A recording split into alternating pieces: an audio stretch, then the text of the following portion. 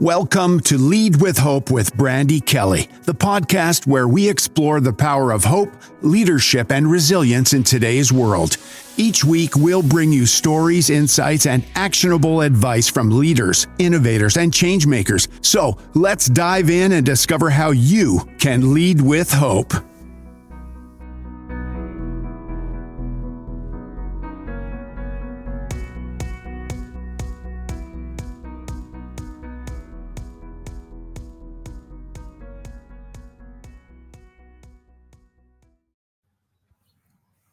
Hello, everyone. Today's episode is super special. We're honoring the memory of my brother, Brandon.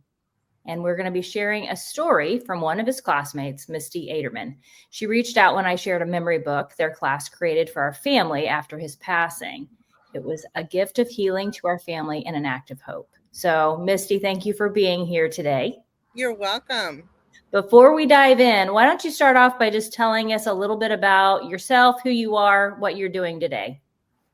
Well, I'm Mistie Adermann. I'm married to Chris Adermann. We're high school sweethearts.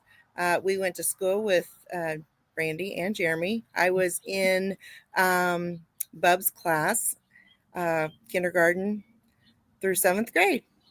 And I am an in-home daycare provider. And in August of next year, I'll be celebrating 25 years of that. Oh, wow. That goes fast, doesn't it? It does.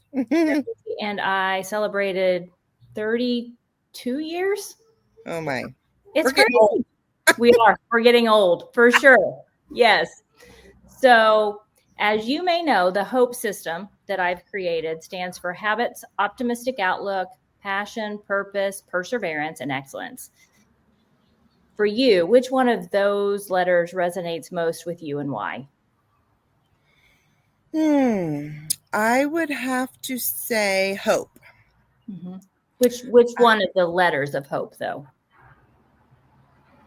Habits, optimistic outlook, purpose, passion, perseverance. Probably the purpose. Purpose? How come? My purpose, Chris and I have 3 boys, and my whole purpose in life for them was to go farther in education than I did. Mm-hmm. And so I stressed that so much to them going through high school and trying to make plans for their future in college. To me, that was something very important for them to go further than I did. Yeah. How far did you go? Remind me. I just went to Lakeland, and it was just a year. A year at Lakeland. And then from there, you opened your in-home daycare, right? From there, I decided to start babysitting just a few families. And we bought our first home in Ramsey. And financially, that kind of helped out a little bit. And then it just exploded from there. So, yeah. And fun fact, you took care of my kids, right? I did. Yes. I had little Morgan and yes. That really aging me now. And I'm their mom. So what's that say about me? Yes. But, it's a gift that you give us. I mean, to know that you have somebody to take care of your kids and that they're going to be well taken care of, that it truly is a gift. Yes. And I see that more. Yeah. I see that more now, even as, my kids now have kids, and Morgan struggled so much finding an in-home person whenever she was trying to find somebody to take care of her little guy. So we were definitely grateful for you, Mistie. Well, thank you. Your 3 boys, how far have they went, and what are they doing? If you don't mind asking. Our oldest, Kyle, he is actually living in Ramsey. Mm-hmm. He is a deputy for the Fayette County Sheriff's Office. He's married to his wife, Mariah, and she's a ER nurse in O'Fallon. Okay. And then our middle one, Colton, he lives in Springfield. He's in the conservation department area. Him and his girlfriend live there. And then our youngest, Kendall, he is a Carbondale police officer. Oh, wow. You should be very proud. That's a testament to you and Chris, for sure. Yes. All right. So the next question, we all face adversity. We all face trauma in this life. Do you have anything that you would be willing to share with our listeners about your journey and any adversity that you faced and how you've overcome it to lead with hope? I think everybody has regrets that they've done in life. Mine was probably not finishing college. Yeah. Because I've always said I always wanted to be a teacher. Um, and now looking back, I regret not finishing that. But I'm also happy where I'm at now. Yeah. You are a teacher, though. Right. I get to do it in my pajamas sometimes. Yeah. Hey, you can't beat that, Misty. That's right. That's awesome. So talking about that, that's a perfect segue into the next question. So you were in 7th grade when you and your classmates heard about Brandon and what had happened to him. Do you remember that day? I remember like it happened yesterday. Yeah. Tell me about it. Teary-eyed. Oh my gosh. I remember when it happened. You know, small town news goes fast. Yeah. And I remember going to school the next day, back to school, and I remember everybody crying. I remember everything was just out of whack. I remember our teachers talking to us. I remember special counseling coming in and letting us each go talk to somebody besides a teacher. Yeah. You know, I remember seeing his empty desk. Yeah. Just things like that is in your mind that you'll never forget. No. Yeah. And the thing that I remember is when you guys, I think you all got on a bus and came to the funeral. Yes, we did. And you guys were in the basement of that church, right? Yes. Yes. And then the other thing that I have is the memory book. Oh my gosh. Yeah. Oh my goodness. Yes. So are you ready for me to read what you wrote? Okay. Should have passed the Kleenex. Oh my gosh, Misty, it's so sweet. He said, Brandon was liked by everyone. I remember when I would be sad and he'd always come up and make me laugh with his silly jokes. And I would feel a lot better. I will always remember him and pray for him always. Misty Lorden. Oh. And that is so true. He was our class clown. Yes, a little on the ornery side.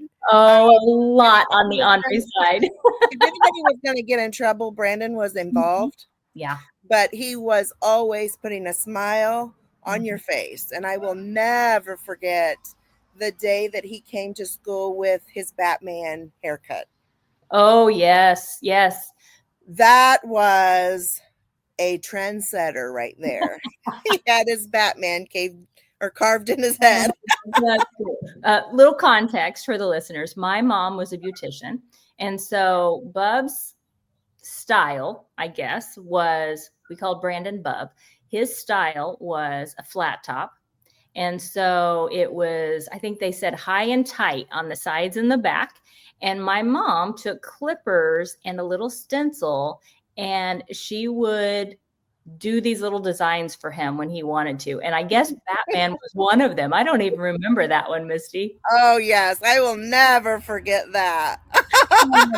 Great. And there were 3 ornery boys in your class. Yes. Brandon, Hans, 3, right? Those yes. 3? Yes. I would say I probably will get trouble by this if Hans sees this. But yes, those were the 3. Yes. All 3 of them had heart of gold. Yes, absolutely. Yeah. And Hans is the only one that is still with us. And he still has a heart of gold. Oh, yes. And he's still ornery. Oh, yes. Always will be. Yes. That is great. Okay. So let's put the tissues away. We're going to shift gears a little bit. For you, you talked a little bit about your purpose. You talked a little bit about your adversity. We talked about our memories. We kind of took a walk down memory lane.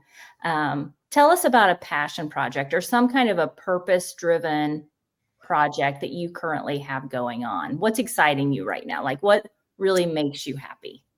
Well, it revolves around daycare again. That's my life. Yeah. For the last couple years, I have wanted to get my whole basement in our home equipped for daycare only. And so I have finally financially bit the bullet, and Chris is remodeling our basement downstairs. Yeah. That doesn't seem like a lot to a lot of people, but it'll be so nice to have it just all open. Oh, yeah. And the daycare kids are excited. We're going to be planning to decorate it how they want, and so we're expanding a little bit, and daycare's growing, and looking forward to that. So that's something exciting that we're looking at. That is awesome. And they're going to love that. They'll be your big helpers getting set They're up. pretty excited about it. Yeah. Now, you also have some grandchildren, right? I do. I've got 3 grandchildren. Our first one is Caleb. He is 7. He's in first grade here at Ramsey. Yeah. The second one is our first granddaughter, McKenna, and she will be 4 in May. Oh, wow. And then our youngest son, Kendall, has a little girl, Eliana. Oh, I didn't know Kendall had one. Yes. So she'll be 2 in February.